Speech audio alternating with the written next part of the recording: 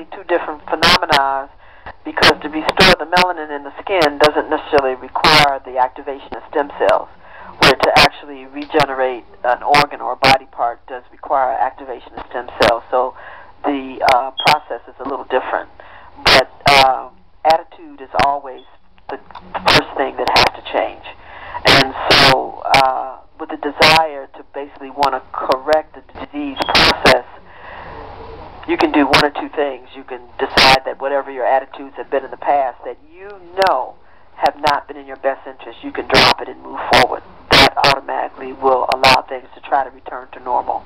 And then with the intent on wanting to basically have uniform skin texture and melanation, you can begin to actually talk to the melanocytes in your own head. So there's visualizations that you can do for that, etc., to bring that about. But the change in attitude is mandatory, and that's why most people cannot regenerate areas of their body, because they will not change the attitude.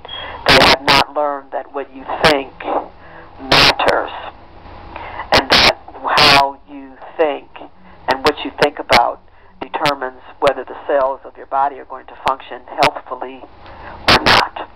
And so we know when we are thinking thoughts that basically are not in our best interest, and I've almost talked about that most of the night. Please do not ignore me. To continuously deal in polarities is very destructive to human tissue. You must learn how to accept things as they are and know that the value of your destiny, your focus, is what will manifest for you. If somebody else doesn't want to do it, it's fine. Doesn't mean that it's good or bad. It just means that they, for whatever reason, may not be working or thinking in their best interest. They have the right to do that, but we move on. So this criticism, the judgment, the divisitory perceptions that we have, it must stop. And that's why the melanology lectures are so important, because people are not going to be able to evolve forward thinking about race. They cannot do that, because there's only one race. It's the human race, spelled with an E. And I'm telling you that if people do not stop that and stop judging people based on the amount of melanin production in their skin, they're going to die. I'm literally just going to have to tell you the truth. So I'm sitting here looking at the news, and, they were talking about some foolishness about, well, if you're a politician and, you're melanin dominant, that, you're going to be scrutinized much more heavily than melanin recessive politicians, and so therefore melanin dominant politicians better know that they have to really, live their lives exactly by the regulations that they've been voted into office by. And I'm like, that's so ridiculous. Instead of talking about the fact, can we have integrity and honesty? That's what we need to be talking about. We need integrity and honesty. We don't care if you're polka dot with yellow stripes. Can we have integrity and honesty here?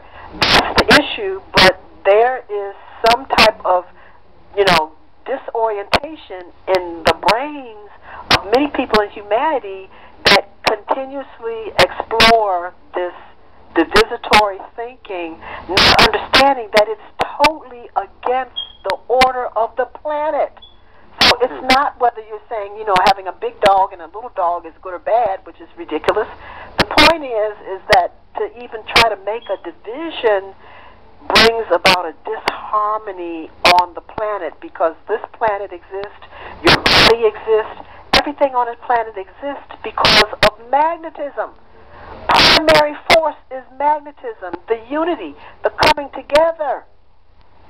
And when you start that polarizing and dividing, it divides all matter. It destroys the magnetic potential of the entire quantum field, and everything begins to disintegrate. Everything. And people don't understand that. So they say, oh, this is good, or oh, that's bad, well, that's positive, that's not. They don't understand. You are causing a degradation and a whole separation of the quantum field that is responsible for your reality. So therefore, that probably is just too, okay, it's time to go. Well, okay, I just love you all, and, I'm I love so you happy too, to be Dr. back. Joe. Thank you. I look forward to picking this conversation up. You know, it's going to have to double my lectures, but I have to pick this up because we've got to get through this whole thing on melanin, because we've got to heal on this, because we've got much bigger things to face here in the coming months, and we've got to be able to heal over this perception and illusion of race. We've got to. There's no such thing. You've got to love the melanin the amount you have. If you know that it's inadequate, you can make more. That's what's so exciting here. So I love you all. Have a fabulous night, and I will talk to you next week. This has been